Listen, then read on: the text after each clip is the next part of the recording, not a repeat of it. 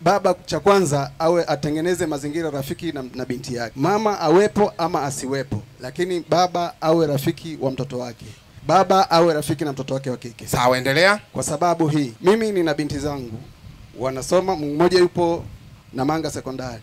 Kulingana na mazingira ambayo niliyatengeneza kwao, binti anaweza akachukua tasimu ya shuleni na ananipigia bana, kama kuna mapungufu ya taulo ananieleza, baba mimi nina mapungufu ya taulo, bila kusita wala kupepesa kwamba kwa nini baba nimepungukiwa, bila kumshirikisha hata mama wake. Maana mara nyingi zaidi anaweza kuongea na mimi zaidi hata kuliko mama wake. Umetengeneza mazingira kwamba baba binti yako anaweza kuongea na wewe. Maana mimi ndo baba wa familia. Kwa hiyo wewe unasema ni sawa kabisa na ina afya 100%. Anaendeleaje shuleni? Yuko vizuri. Makofi mengi sana kwake baba huyu. Fanya kweli, usibaki nyuma. Mtu ni afya. Mtu ni afya.